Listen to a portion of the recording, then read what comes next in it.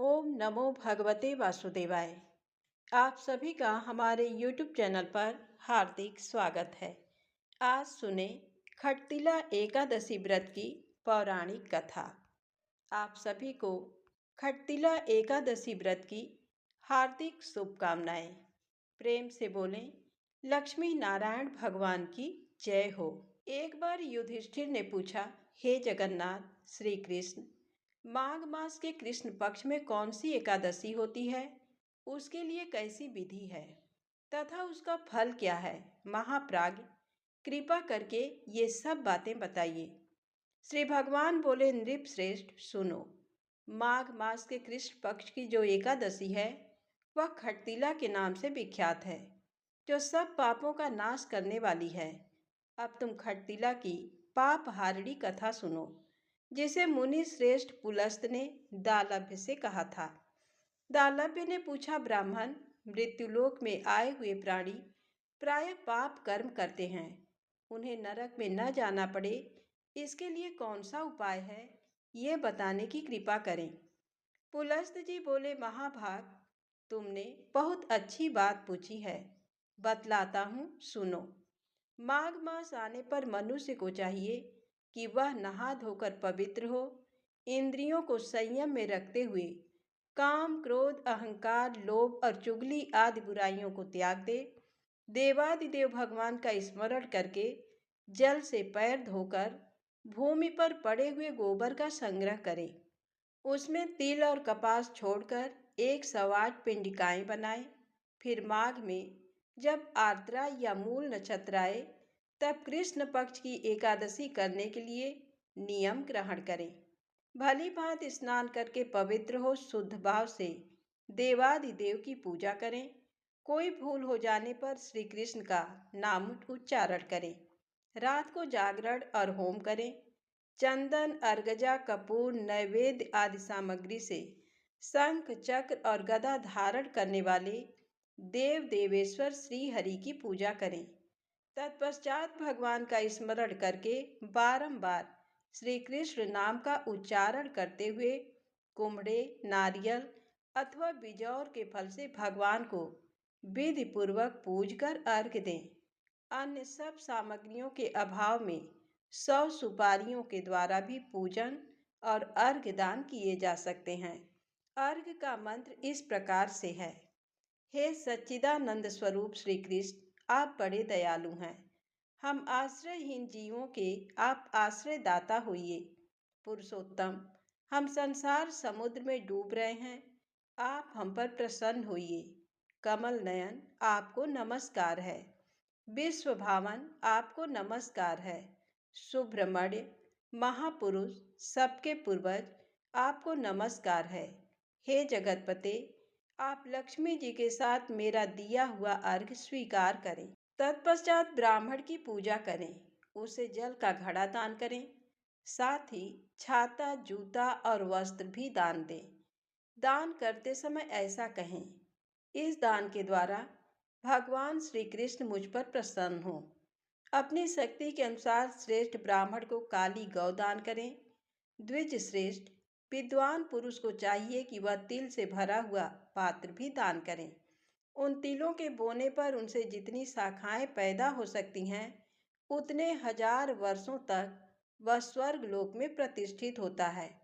तिल से स्नान करें, तिल का उपटन लगाएं, तिल से होम करें, तिल मिलाया हुआ जल पिएं, तिल का दान करें और तिल को भोजन के काम में लें। इस प्रकार 6 कामों में तिल का उपयोग करने से ये एकादशी खटतिला कहलाती है, जो सब पापों का नाश करने वाली है। तो प्रेम से बोले, लक्ष्मी नारायण भगवान की जय हो। अब आइए सुने एकादशी व्रत से जुड़ी अगली पौराणिक कथा। पंढरपुर में एक ब्राह्मण थे, उनका नाम भक्त पुंडरीक था। वे शास्त्रों के मर्मज्ञ विद्वान थे। वे अपने वृद्ध माता पिता की अकेली संतान थे। पुंडरीक जी अपनी पत्नी से बहुत प्रेम किया करते थे और पत्नी जैसा कहती थी वैसा ही किया करते थे। उनकी पत्नी एक स्वार्थी स्वभाव की महिला थी। वह अपने सास ससुर के साथ ना तो उचित व्यवहार करती और ना ही उनकी उचित देखभाल किया करती थी। पुंडरीक जी ये सब जानते थे, परंतु वे अपनी पत्नी को नाराज नहीं करना चाहते थे, इसलिए उससे कुछ नहीं कहते थे। एक बार पुंडरीक जी के माता पिता ने गंगा स्नान की इच्छा व्यक्त की। वे बोले, बेटा, हम वृद्ध हो गए हैं, परंतु हमने अभी तक गंगा जी का दर्शन नहीं किया, इसलिए हमें जीवन में एक बार तो गंगा स्नान कराने ले चलो। तब पुंडरीक जी ने पूछा, गंगा स्नान के लिए कहाँ जाना चाहते हैं? माता पिता बोले, हमें काशी ले चलो। काशी में गंगा स्नान भी हो जाएगा और भगवान विश्वनाथ के दर्शन भी हो जाएंगे। वापसी में काशी से प्रयागराज आ जाएंगे। वहां पर त्रिवेणी संगम में स्नान करके अपने घर लौट आएंगे। पुंडरीक जी ने सोचा, माता पिता वृद्ध हैं, अब ये कह रहे हैं तो इनकी बात मान लेते हैं। पुंडरीक जी ने हामी भर दी। जब पुंडरीक जी की पत्नी को पता चला कि वे माता पिता के साथ गंगा स्नान के लिए जा रहे हैं, तो वह बहुत नाराज हो गई। वह पुंडरीक जी से बोली, अपने माता पिता को गंगा स्नान के लिए ले जाने से पहले मुझसे क्यों नहीं पूछा? मैं भी आपके साथ चलूंगी। तब पुंडरीक जी बोले, चलो, ये तो बहुत अच्छी बात है, हमें भी तुम्हारा वियोग नहीं सताएगा और मार्ग में बड़े आनंद से चलेंगे। पत्नी बोली, मैं बहुत सुकुमारी हूँ, इतनी लंबी यात्रा कैसे करूंगी? मेरे पैरों में तो छाले पड़ जाएंगे। तब पुंडरीक जी बोले, फिर तुम कैसे चलोगी? पत्नी बोली, मैं तो आपके कंधे पर चढ़कर चलूंगी। पुंडरीक जी बोले, कोई बात नहीं, मार्ग में थोड़ा सा चल लेना, जब थक जाओ तो हम तुम्हें अपने कंधे पर बिठा लेंगे। अब उन सभी ने मिलकर यात्रा शुरू की। पुंडरीक जी के बूढ़े माता पिता पैदल चले थे और उनकी युवा पत्नी उनके कंधे पर बैठकर जा रही थी। पुंडरीक जी ने अपनी पीठ पर सामान भी लाद रखा था। मार्ग में कुछ दूर चलने पर पुंडरीक जी के माता पिता बोले, बेटा, हमें भी सहारा देकर चलो, नहीं तो हम गिर जाएंगे। पुंडरीक जी बोले कि अब इतना तो संभव नहीं कि हम आप सभी को कंधे पर बिठा लें। इसीलिए पुंडरीक जी ने अपने माता और पिता दोनों को एक कपड़े से बांधकर उस कपड़े को अपने कंधों के बीच में टिकाकर दोनों हाथों से उस कपड़े को पकड़ लिया और पूरे मार्ग में माता पिता को सहारा देते हुए चले। भक्त पुंडरीक जी की ऐसी छवि आज भी पंढरपुर के मंदिर में लगी हुई है, जिसमें उनके कंधे पर उनकी पत्नी बैठी हुई हैं, उनकी पीठ पर सामान लदा है और वे दोनों हाथों से अपने माता पिता को कपड़े से बांधकर सहारा देते हुए चले जा रहे हैं। इस प्रकार कठिनाइयों से यात्रा करते हुए पुंडरीक जी अपने माता पिता और पत्नी को लेकर काशी पहुंचे। काशी पहुंचकर सभी ने गंगा स्नान किया और काशी विश्वनाथ जी के दर्शन किए। संध्या के समय पुंडरीक जी और उनका परिवार एक विद्वान ब्राह्मण के घर में रुके। सभी लोग थके हुए थे। उन सभी को शीघ्र ही नींद आ गई। आधी रात के बाद पुंडरीक जी की नींद खुली और उन्होंने देखा कि कुछ दिव्य पुरुष और कुछ दिव्य देवियां विद्वान ब्राह्मण के घर में सेवा कर रहे थे। कोई झाड़ू लगा रहा था, कोई पानी भर रहे थे, सभी छोटा मोटा कुछ काम कर रहे थे। पुंडरीक जी उनमें से एक दिव्य पुरुष के पास गए। वे देखने में एक बहुत ही तेजस्वी राजा के समान दिखाई दे रहे थे। पुंडरीक जी ने उन्हें नमस्कार किया और उनसे पूछा, श्रीमान, आपका परिचय क्या है? आपके जैसा दिव्य पुरुष मैंने पहले कभी नहीं देखा। तब वे दिव्य पुरुष बोले, पंडित जी, मैं तीर्थराज प्रयाग हूँ। ये सुनकर पुंडरीक जी चौंक गए। उन्होंने पूछा, और आपके साथ ये अन्य पुरुष और देवियां कौन हैं? तब वे दिव्य पुरुष बोले, ये सभी अलग अलग तीर्थ हैं और ये देवियां गंगा, यमुना, नर्मदा, सरस्वती, कावेरी आदि पवित्र नदियां हैं। पुंडरीक जी ने पूछा, आप सभी देवी देवतागण इन ब्राह्मण के घर में सेवा क्यों कर रहे हैं? तब तीर्थराज प्रयाग ने बताया, ये जो विद्वान ब्राह्मण है ये अपने माता पिता की भागवत भाव से सेवा करते हैं। ये अपने माता पिता को साक्षात श्री लक्ष्मी नारायण का स्वरूप मानते हैं और उसी भाव से उनकी सेवा करते हैं। इसलिए इनकी इस सेवा का पुण्य प्रताप इतना है कि इनके घर में थोड़ी सी सेवा करके हमारे पाप भी नष्ट हो जाते हैं। इसलिए हम यहाँ पर सेवा करके निष्पाप होने आते हैं। सभी लोग निष्पाप होने के लिए हम तीर्थों और नदियों में स्नान करने आते हैं और अपने पाप हमारे पास छोड़ जाते हैं। इसलिए उन पापों से मुक्त होने के लिए हम इन ब्राह्मण देवता के घर में सेवा करने आते हैं। तीर्थराज प्रयाग की बात सुनकर पुंडरीक जी को सीख मिल गई और उन्होंने भी अपने माता पिता की इसी प्रकार सेवा करने का प्रण किया। सवेरे जब सभी लोग उठ गए, पुंडरीक जी ने अपने माता पिता के चरण स्पर्श करके उन्हें प्रणाम किया और उनसे कहा, माता जी, पिताजी, मुझे क्षमा कर दीजिए। एक पुत्र का धर्म होता है कि अपने माता पिता की सेवा करे और उन्हें सुखपूर्वक तीर्थ यात्रा कराए, लेकिन मैं आपको पूरे रास्ते कपड़े से बांधकर घसीट कर लेकर आया। मुझे क्षमा कर दीजिए। अब मैं आपको बिल्कुल भी कष्ट नहीं होने दूंगा। अब वापसी की यात्रा की जानी थी।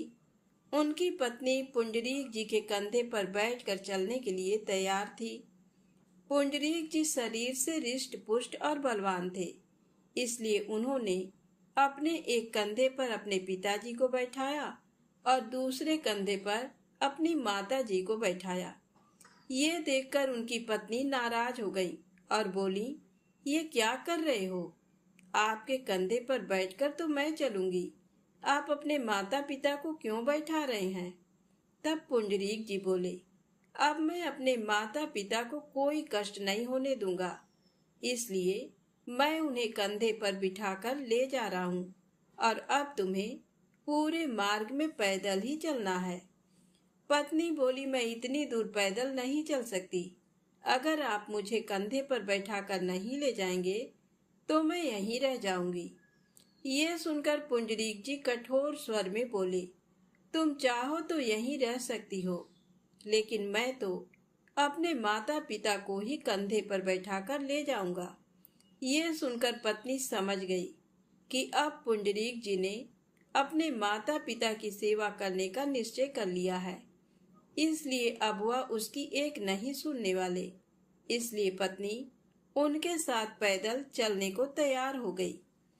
इसके बाद पुंडरीक जी ने अपनी पत्नी को कड़े शब्दों में ये भी कह दिया कि आज से मैंने अपने माता पिता की सेवा करने का जो निश्चय किया है, यदि तुम उसमें मेरी सहयोगी बन सको तो ही हमारे साथ चलो, अन्यथा हमें तुम्हारी कोई आवश्यकता नहीं। तुम यहीं रह सकती हो और हम अकेले ही हमारे माता पिता की सेवा कर लेंगे, क्योंकि आज से हमने अपना बचा हुआ जीवन अपने माता पिता की सेवा में समर्पित करने का निश्चय कर लिया है। यह सुनकर उनकी पत्नी की अकल ठिकाने आ गई और उसने पुंडरीक जी का हर काम में साथ देने का वचन दिया। इस प्रकार वे सभी लोग पंढरपुर वापस आ गए। घर आकर पुंडरीक जी परम प्रेम से अपने माता पिता को श्री लक्ष्मी नारायण का साक्षात स्वरूप मानकर उनकी सेवा करने लगे। उनकी पत्नी भी इस काम में उनका साथ देने लगी। बहुत समय तक माता पिता की सेवा करते करते पुंडरीक जी की पितृभक्ति सिद्ध होने लगी। उनकी भक्ति पर भगवान श्री नारायण रीझ गए। एक दिन भगवान श्री नारायण की भक्त पुंडरीक जी से मिलने की इच्छा हुई। वे बैकुंठ से पुंडरीक जी से मिलने जाने लगे। तभी माता लक्ष्मी जी बोली, हे प्रभु, आप कहाँ जा रहे हैं?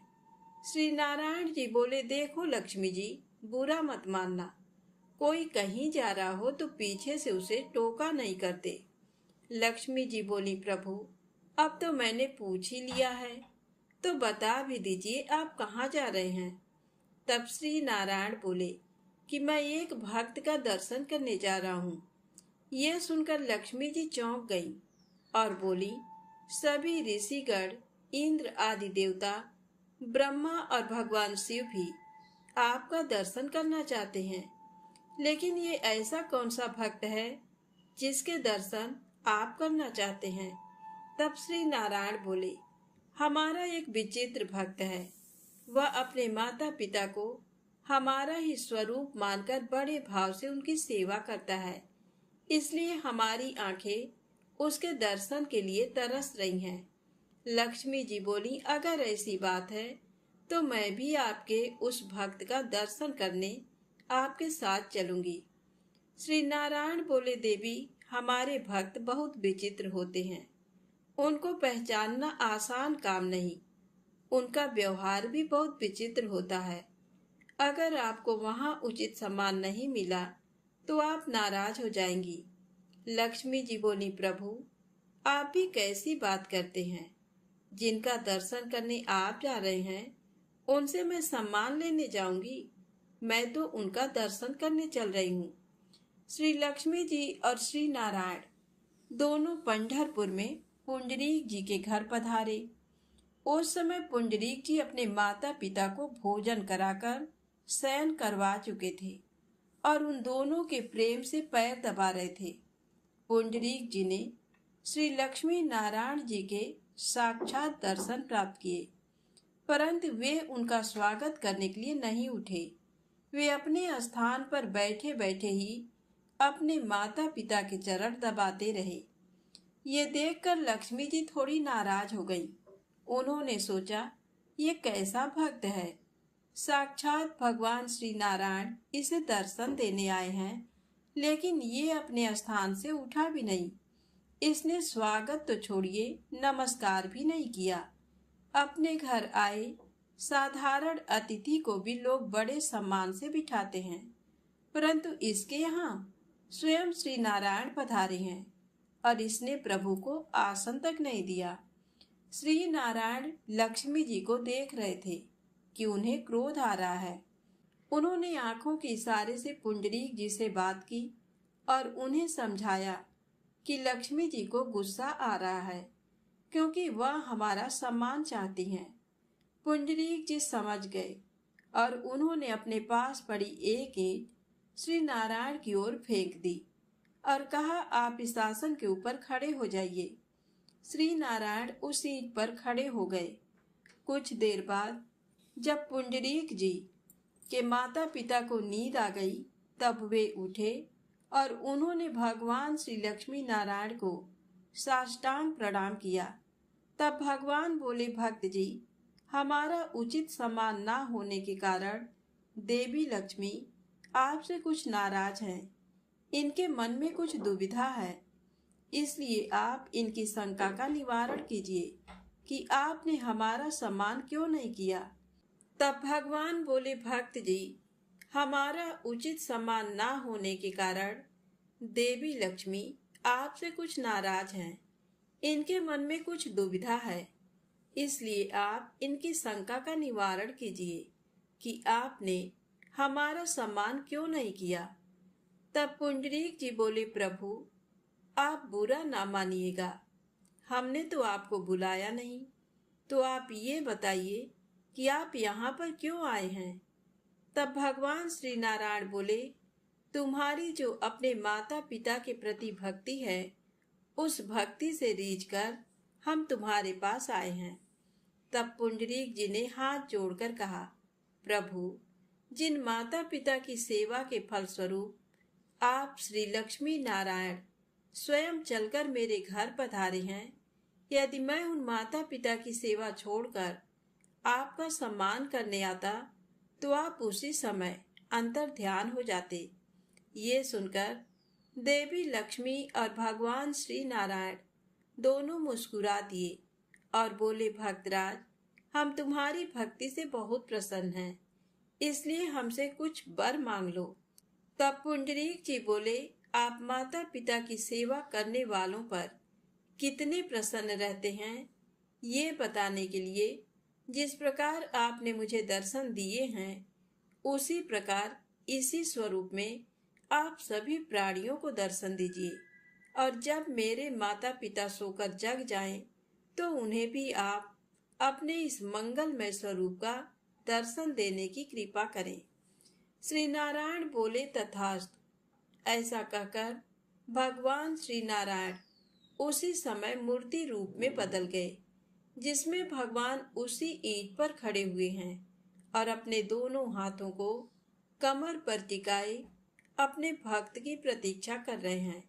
आज भगवान श्री नारायण के उस स्वरूप को भगवान विट्ठल या पंढरीनाथ के रूप में पूजा जाता है, और उसी स्वरूप में भगवान श्री नारायण सभी को दर्शन देते हैं। तो प्रेम से बोले, श्री विट्ठल जी महाराज की जय हो। आप आइए सुने बड़ी ही पावन कथा भक्त नरसिंह मेहता की कृष्ण प्रेम और अटूट विश्वास की कहानी।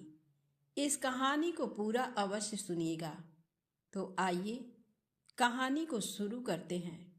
समय समय पर इस कलयुग में कई भक्त हुए, जिन्होंने अपने विश्वास और प्रेम से श्री कृष्ण जी को पा लिया था।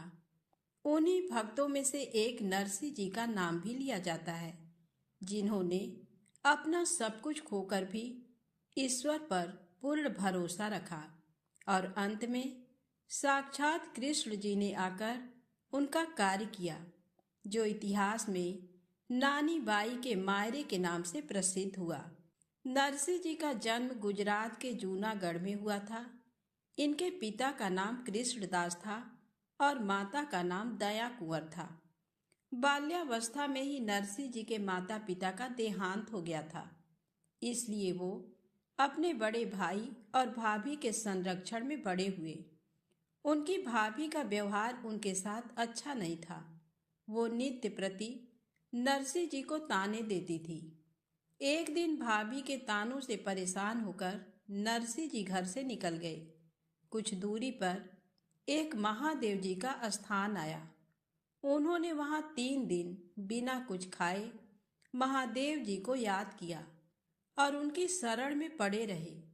तब स्वयं महादेव जी प्रकट हुए और नरसिंह जी को दर्शन दिए। नरसिंह जी ने केवल विष्णु जी के दर्शन करने की चाह प्रकट की।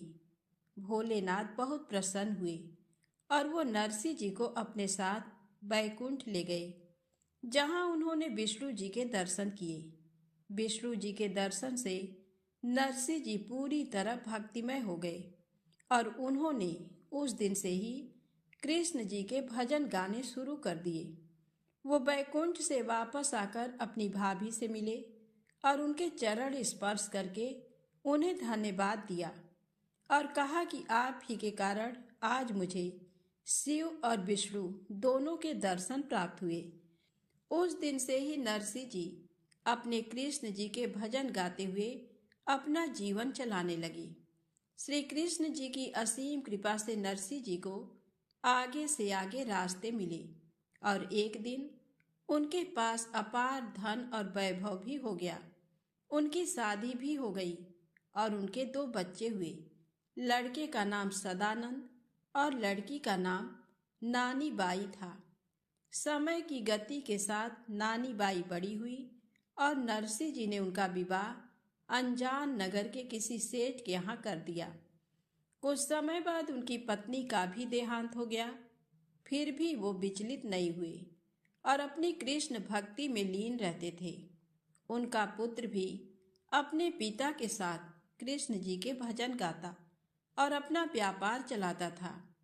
नरसिंह जी बहुत दान पुण्य भी करते थे, गरीबों की सहायता भी करते थे और अपना धन लोगों में बांटते रहते थे। उनकी उदारता और भक्ति के गुणों को देखकर बैकुंठ में बैठे भगवान विष्णु उनके गुणगान गा रहे थे लेकिन तभी रुक्मिणी जी ने नरसिंह भक्त पर शंका प्रकट करी और भगवान विष्णु को कहा कि इतने गुण एक साथ एक भक्त में कभी नहीं हो सकते। असल में रुक्मिणी जी नरसिंह की भक्ति की परीक्षा लेना चाह रहे थे। भगवान विष्णु को भी अपने भक्त को सच्चा सिद्ध करना था, इसलिए वो तुरंत धरती पर एक भिखारी का वेश करके आए और नरसिंह जी के घर पर गए, जहां नरसिंह जी लोगों को वस्त्र और धन बांट रहे थे। भिखारी के वेश में गए भगवान ने कहा कि मैं बहुत दुखी हूँ। तब नरसिंह जी ने कहा कि भाई, ईश्वर का नाम ले, तेरे सब दुख वो दीनानाथ जरूर दूर करेंगे और जो कुछ भी तुझे चाहिए मुझसे मांग ले, मैं अवश्य तुझे दूंगा। इस पर भिखारी बने भगवान ने कहा कि तू अपने दान का प्रदर्शन कर रहा है और तेरे पास धन है, इसलिए धन के बल पर ईश्वर भक्ति की राह बता रहा है। भिखारी ने फिर कहा कि मेरे जैसा बनकर फिर भक्ति की बातें सुना तो जानूंगा कि तेरी भक्ति सच्ची है, वरना धन के बल पर तो कोई भी सलाह दे सकता है। जैसे ही भिखारी बने भगवान ने ये बात कही कि नरसिंह जी के हृदय पर ऐसा घाव हुआ और उसी क्षण उन्होंने अपना सर्वस्व दान देने का संकल्प ले लिया। यहाँ से शुरू होती है नरसिंह जी की भक्ति की असली परीक्षा।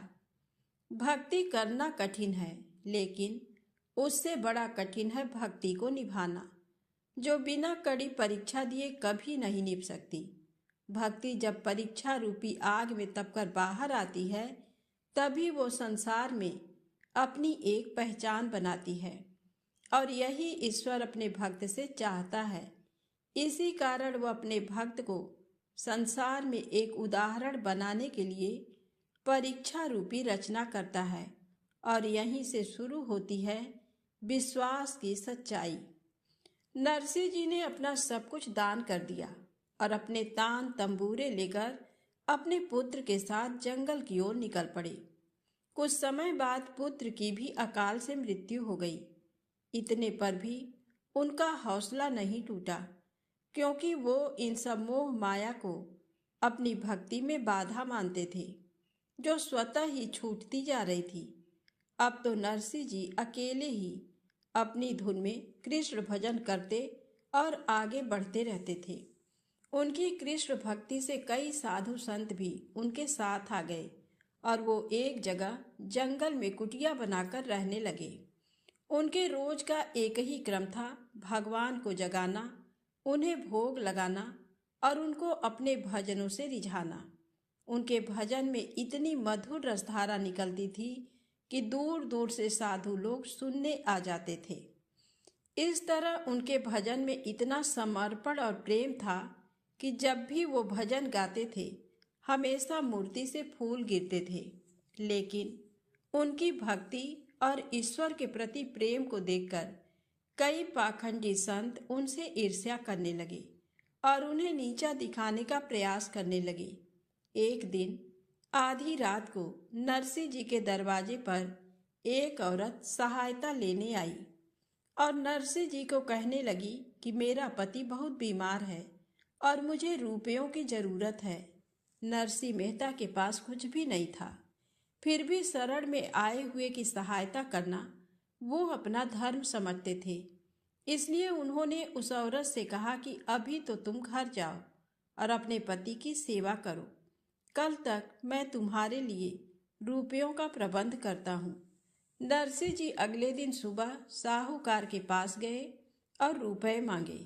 इस पर साहूकार ने कहा कि रुपए तो मैं दे दूंगा, पर इसके बदले कोई चीज आपको गिरवी रखनी पड़ेगी।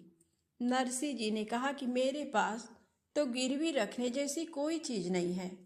तब साहूकार ने नरसिंह जी से कहा कि अपनी राग केदार को गिरवी रखकर तुम मुझसे रुपए ले जा सकते हो, यानी जब तक तुम रुपए वापस न दो तब तक तुम इस राग को गा नहीं सकते। राग केदार नरसिंह जी की वो राग थी जिसको गाकर वो अपनी भक्ति रसधारा में डूबे रहते थे। उनके हर भजन में राग केदार के स्वर थे। जो राग श्री कृष्ण की सबसे प्रिय राग थी। एक तरफ उस औरत को दिया हुआ वचन था तो दूसरी तरफ उनकी प्राण प्रिय राग थी।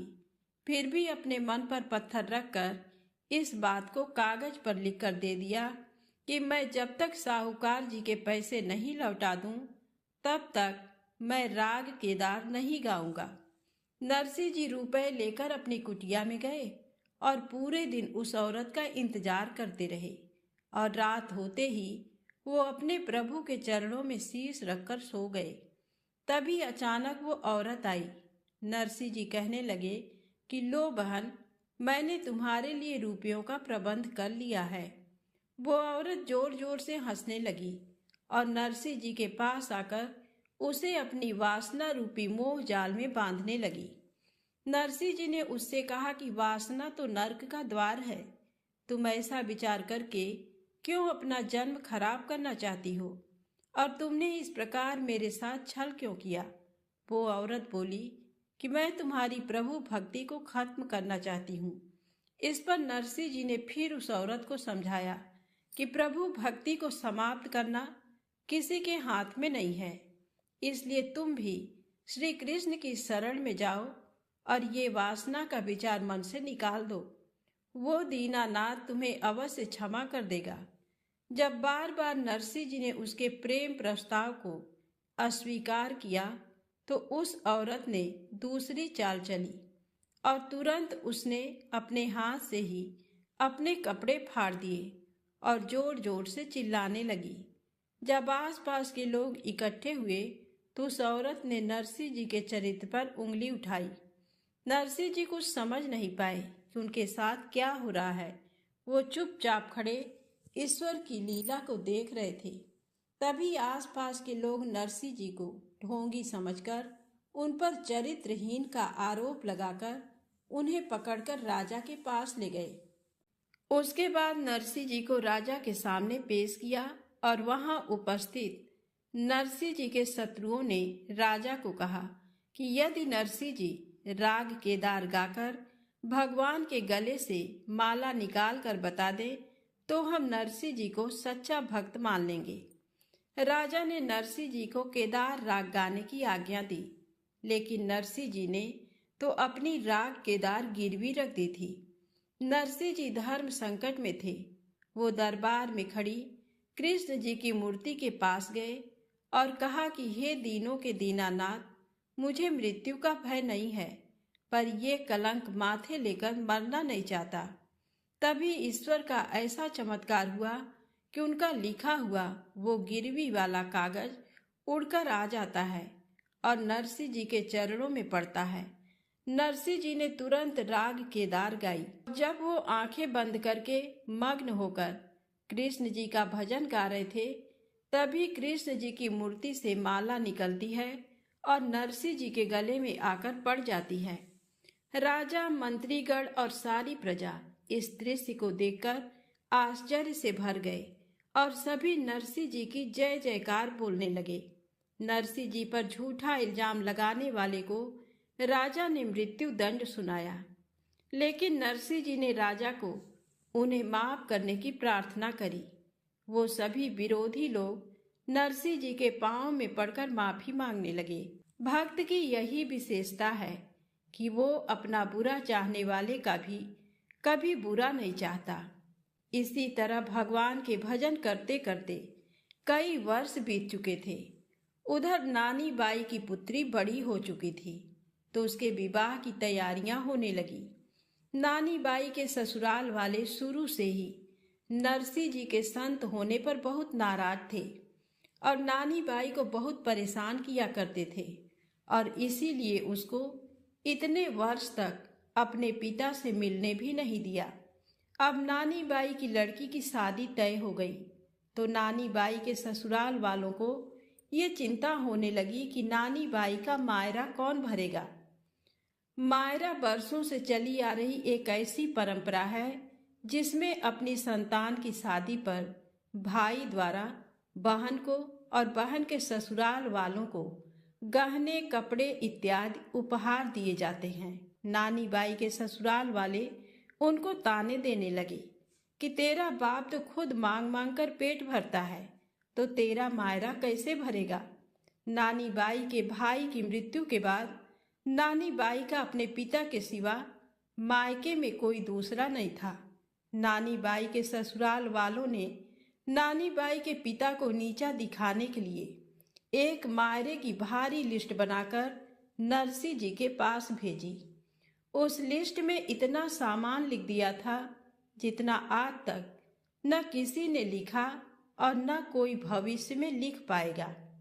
सामान की लिस्ट देखिए। पीपल के पत्तों की गिनती के बराबर सोने की असरफियां, 10 सोने की ईंटें, सास ससुर के लिए 100 जड़ी के वेश, ननद के लिए 9 लखा हार, देवर के लिए बहुत सारा धन, जेठ जेठानी के लिए कपड़ों के थान, पूरे गांव के लिए कपड़े और असरफियां, इस तरह और भी बहुत सारी चीजें मायरे की लिस्ट में लिखकर लिस्ट नरसी जी तक पहुंचा दी। उधर जैसे ही नरसी जी को लिस्ट मिलती है, नरसी जी एक प्यारी सी मुस्कान के साथ वो लिस्ट ले जाकर श्री कृष्ण जी के चरणों में रख देते हैं और नानी बाई के ससुराल ये खबर भेज देते हैं कि नरसी मायरा भरने अवश्य आएगा। इतनी बड़ी चेतावनी सुनकर भी वो तनिक भी विचलित नहीं हुए और अपने कृष्ण के भरोसे नानी बाई के सासरे में आश्वासन भेज दिया, जबकि नरसी जी के पास कुछ भी नहीं था। विश्वास की इतनी मजबूती किसी बिरले को ही आ सकती है जिस पर उस दीनानाथ की कृपा हो। फिर क्या था। उधर नानी बाई के ससुराल वाले ये सुनकर अचंभित हो गए कि जिसके पास कुछ भी नहीं है वो मायरा कैसे भरेगा। वो नानी बाई को तंग करने लगे कि अपने बाप को कह दे कि मायरा भर सके तो ही यहाँ आना, वरना कहीं नाक डुबाकर मर जाना। अपने ससुराल वालों के तीखे व्यंग नानी बाई को सहन नहीं हो रहे थे, लेकिन कुछ कह नहीं पा रही थी। उधर नरसी जी अपने कृष्ण जी के भरोसे अपनी टूटी बैलगाड़ी लेकर साधु संतों के साथ नानी बाई के ससुराल अनजान नगरी की ओर निकल पड़ी। रास्ते में घना जंगल आया और टूटे फूटे रास्ते थे। एक जगह आकर उनकी बैलगाड़ी का एक पहिया टूट गया और सभी संत समेत नरसी जी नीचे आ गिरे। फिर भी उनका धैर्य नहीं टूटा और अपने प्रभु के भजन गाने लगे, उन्हें मदद के लिए पुकारने लगे। इस प्रकार उनकी इस करुण पुकार को सुनकर एक सुधार का बेश बनाकर भगवान आए और उनकी गाड़ी को ठीक कर दिया। फिर स्वयं एक राहगीर बनकर उनकी गाड़ी में बैठ गए और फिर एक जगह उतर गए। कुछ ही दिनों में नरसी जी अनजान नगरी पहुंच गए। नानी बाई के ससुराल वालों तक नरसी जी के आने की खबर पहुंची। नरसी जी को गरीब मानकर नानी बाई के ससुराल वालों ने नरसी जी को एक टूटे फूटे खंडहर में ठहराया और खाने के लिए बासी खिचड़ी भेजी गई। नरसी जी ने उसी खिचड़ी का ठाकुर जी को भोग लगाया कि उसी समय खिचड़ी की जगह पकवान बन गए और सब संतों ने पेट भरकर खाना खाया और रात को उसी टूटे खंडहर में रात बिताई। अगले दिन सुबह नानी बाई अपने पिता से मिलने उसी खंडहर में आई। नानी बाई इतने वर्षों बाद अपने पिता से मिली, फिर भी अपने पिता के गले भी न लगी और अत्यंत दुखी मन से पिता से बोली कि हे पिताजी, आपने जन्म देते ही मुझे मार क्यों नहीं दिया। अगर मैं उस समय मर जाती तो आज ये दिन नहीं देखना पड़ता। एक तरफ ससुराल वालों के ताने और ऊपर से आप भी मेरी हंसी उड़ाने यहाँ चले आए। अगर आप मायरा नहीं भर सकते हो तो आप यहाँ आए ही क्यों। अपनी पुत्री के कटाक्ष वचन सुनकर भी नरसी जी शांत भाव से खड़े रहे और अपनी पुत्री को समझाया कि नानी, तू इतनी दुखी क्यों होती है, थोड़ा धीरज रख। निंदा और उपहास तो हमें जीवन के मार्ग दिखाते हैं, इनसे घबराना नहीं चाहिए। तू चिंता मत कर, मेरो सांवरिया आएगा और थारो मायरो भरेगा। कितना मार्मिक ये दृश्य रहा होगा, जहां एक और पुत्री न चाहते हुए भी अपने पिता पर कटाक्ष कस रही थी, तो दूसरी तरफ एक धैर्यवान पिता अपनी पुत्री को ऐसे कठिन दौर में भी ज्ञान दे रहा था। नानी बाई अपने पिता से आशीर्वाद लेकर वापस अपने घर चली जाती है। नरसिंह जी अब अपने भगवान कृष्ण जी के सामने रोकर उन्हें पुकारने लगते हैं कि हे नाथ, हे दीन दयाल, हे कृष्ण मुरारी, अब तो आकर आस बंधा जा और नानी बाई को चूंदड़ी उड़ाने आ जा। नानी बाई के सासरे में लाज रख ले और मुझे कुछ नहीं चाहिए। जिस समय नरसिंह जी इस तरह अपने कृष्ण के आगे दीनहीन बनकर बैठे हुए थे, ये दिन नानी बाई के मायरा भरने से केवल एक दिन पहले की बात है। अब तो नरसिंह जी को चिंता सताने लगी कि अगले दिन ही मायरा भरना है और अभी तक उनके सांवरिये की तरफ से कोई समाचार नहीं आया है। फिर भी अपने विश्वास से विचलित नहीं हुए और अपने संत साथी से यही कह रहे थे कि मेरा सांवरा आएगा और मायरा भरेगा। लेकिन अब तो उनके संत साथी भी उनकी भक्ति पर शक करने लगे और नरसिंह जी से कहने लगे कि अगर तुम्हारे सांवरिया को आना होता तो अब तक आ चुका होता। उन्होंने फिर एक कटाक्ष नरसिंह जी पर किया कि या तो नरसिंह की भक्ति सच्ची नहीं है या वो कृष्ण सच्चा नहीं है।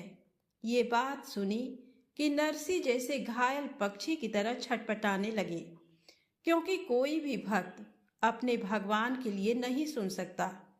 वो दुखी होकर अपना तंबूरा लेकर सुनसान जगह पर चले गए और एकांत में जाकर अपने कृष्ण को पुकारने लगे और उन्हें उलाहना देने लगे कि हे मेरे सांवरिया, तू सबके लिए आया और मेरे लिए इतनी देर क्यों लगा दी। इधर नरसिंह जी बार बार अपने भगवान से शिकायत कर रहे थे और उधर बैकुंठ में बैठे भगवान मायरा भरने के लिए उतावले हो रहे थे, पर समय से पहले वो आ नहीं सकते थे। ये उनकी मर्यादा है। जब भगवान नानी बाई के मायरे में जाने के लिए तैयार बैठे थे, तभी रुक्मिणी जी बोली कि हे नाथ, मैं भी आपके साथ नानी बाई के मायरे में जाऊंगी। इस पर भगवान बोले कि प्रिय रुक्मिणी जी, आपको हमारे साथ एक साधारण भाभी बनकर आना पड़ेगा और वहां नानी बाई के सासरे वालों की बातें भी सुननी पड़ेगी। अगर आप ये सोचकर आएंगी कि आप त्रिलोकीनाथ की पत्नी हैं, तो वहां आपको वो सम्मान नहीं मिल पाएगा। इस तरह आधी रात तक नरसिंह जी अपने भगवान को तरह तरह से भक्तों की याद दिलाकर बुला रहे थे।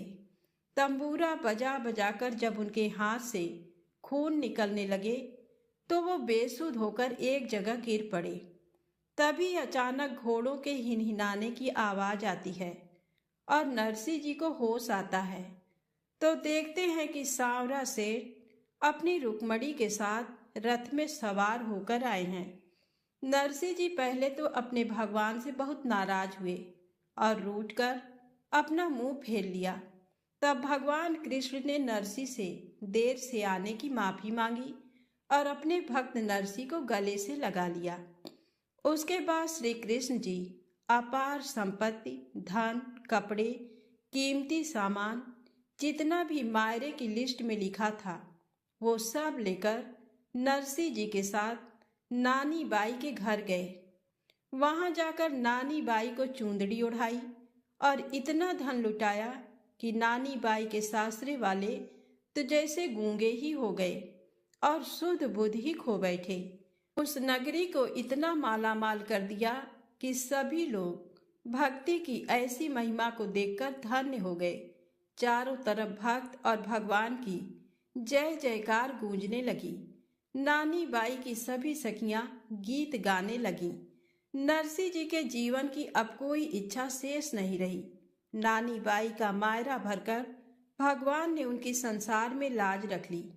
वो फिर से अपने बैरागी जीवन की ओर निकल पड़े। उसी समय से भगवान कृष्ण को सांवरिया सेठ के नाम से भी जाना जाने लगा। इतिहास में ऐसा मायरा फिर कभी किसी की नहीं आया।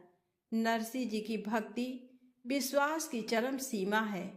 जिन्होंने अपने भगवान पर इतना विश्वास किया कि सब कुछ खोकर भी विश्वास नहीं टूटने दिया। भक्त का विश्वास जब नरसिंह जी की तरफ पक्का होता है तभी भगवान प्रकट होते हैं, यही सत्य है। तो प्रेम से बोलें, सांवरिया सेठ की जय हो।